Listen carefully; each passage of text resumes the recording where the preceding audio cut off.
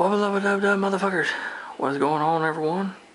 It is I, everybody's favorite jack of all trades, with the foul mouth, Common Urban. Welcome back to another awesome fucking video. And this is actually the start of my 111th anniversary series of the maiden voyage and the tragic sinking of the White Star liner RMS Titanic. And I will be doing a series of book reviews relating to this great legendary ship. Yes, this is my 1/400 scale model I built from Academy. And before I begin, I want to give a big shout out to all of you guys. Thank you for sticking around watching this shit. It's the reason why I do it. And I want to give a big special shout out to Mr. Michael Goldsmith. I found out about him because I was reading some comments on one of Ben's videos about the weight of his client's build of the 1/200 scale Titanic. Well, Mr. Goldsmith, Michael Goldsmith, is he's an ancestor to Titanic survivors, Frankie and Emily Goldsmith. So he is the grandson of Frankie Goldsmith and the great-grandson of Emily. So if you ever see this, Mr. Goldman, that's pretty fucking awesome, and I'm glad that you are around, bro, and hope things are alright with y'all, and hope you enjoy my videos if you do see them. And for the rest of y'all, I hope you guys enjoy this. This is actually the first of several book reviews for this anniversary that I'm doing. And this particular book is titled Titanic, The Death and Life of a Legend by Michael Davie. Indispensably, possibly definitive, briskly told, and absorbing, says the Chicago Tribune.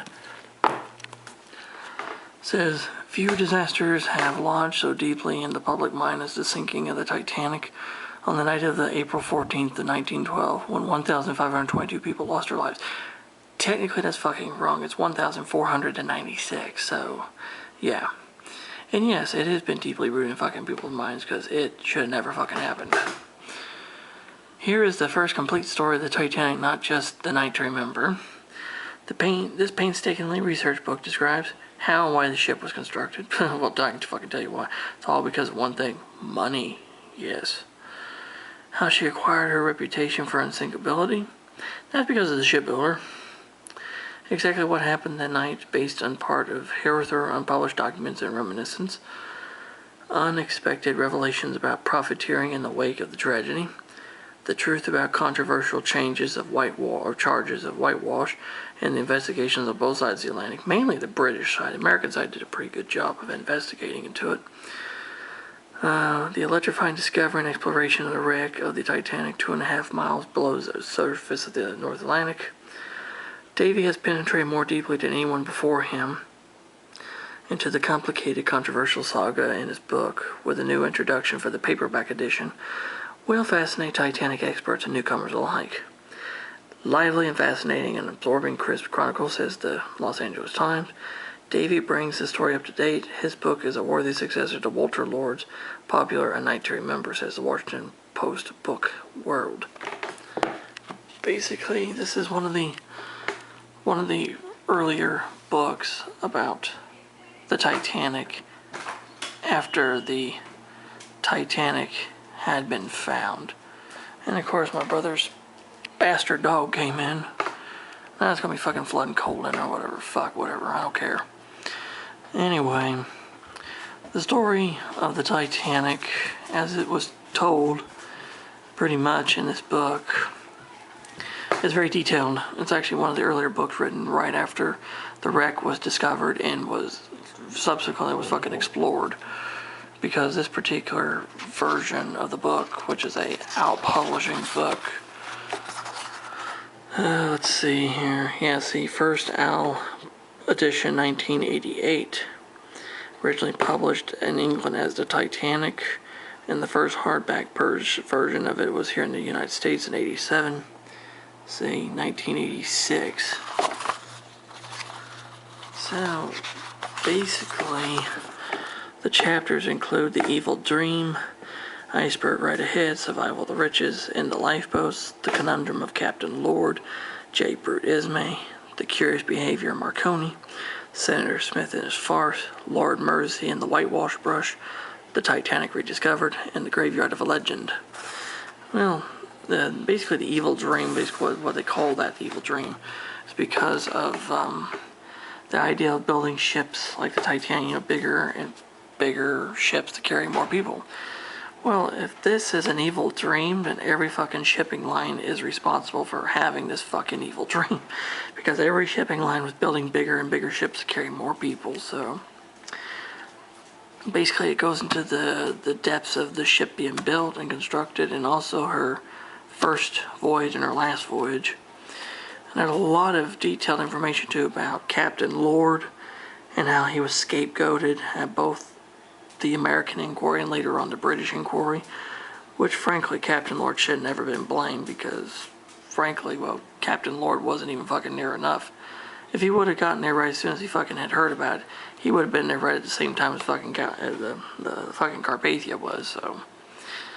And of course, Marconi, talking about Marconi and his invention, how it saved over 700 plus people.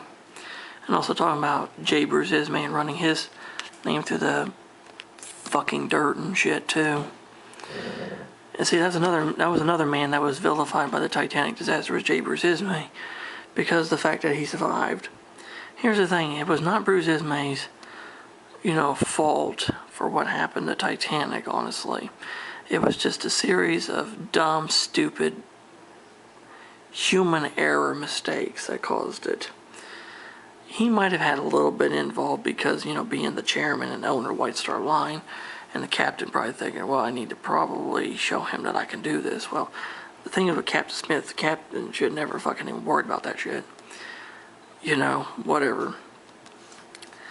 And of course, the fucking British inquiry and American inquiry. The American inquiry was a lot more better off in finding the fucking truth about what happened. Because Senator Smith actually, even though a lot of people across the Atlantic, especially on the other, like the British were thinking of Senator Smith and his congregation or whatever as being a bunch of retarded jackasses.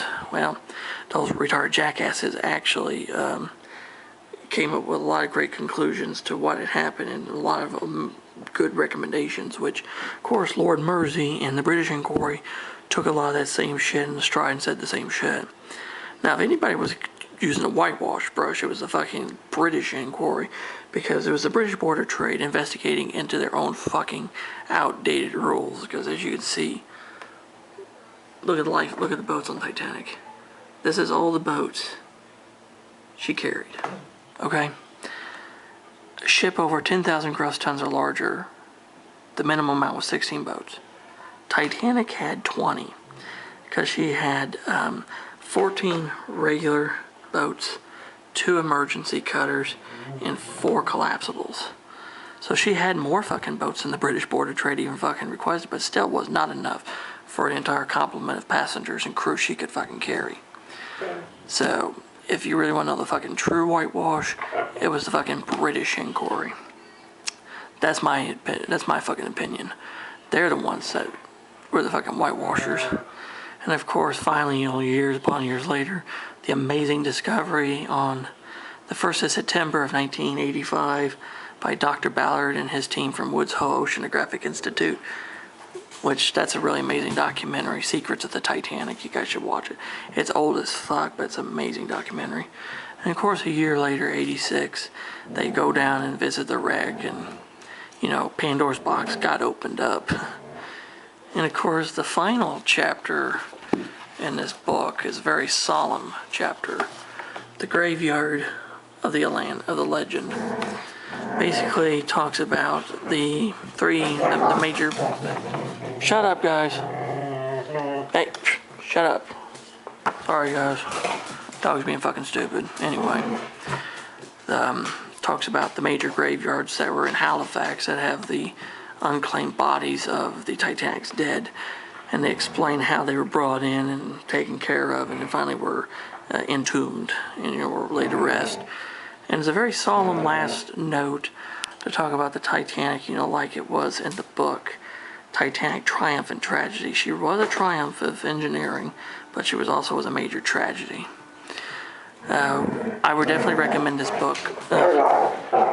Shut up. Shut the fuck up. I would definitely recommend this book to people if they really want to read a book around the time when the Titanic was found, when all that shit was new. This definitely would be worth it. And it's got some pretty good pictures in there too. Not many, but there are some good pictures in this fucking book. And yes, I would give this book 2 thumbs up and 5 stars. Because like I said, it's definitely a good read. And once again, this book is called Titanic, The Death and Life of a Legend by Michael Davie. Get away, you son of a bitch. Sorry. That fucker there is causing a lot of trouble. My brother's dog. He's a fucker. Anyway, hope you guys enjoyed this. This is just the first of several book reviews for the 111th anniversary of the Titanic. And if you have any questions or comments about this particular book or anything I do, leave in the fucking comment section below if YouTube hasn't fucking turned the comments off. And let me know and I'll get back with you. And until next time, this is Commodore Urban saying have smooth seas and clear skies. Happy sailing with all of you guys. God bless you all. Jesus and God both love you very much. And catch you on a warm trade wind where the hell anyone knows. Let's go Brandon. Fuck Joe Biden. Trump 2024, baby. And during this time of the year, during the Titanic's anniversary, let's just remember everybody that was part of this epic tragedy, both the survivors and the victims, and let's keep them and all their relatives and ancestors in our prayers and our thoughts. So God bless you all, and I'll see you later. So long. Yeah.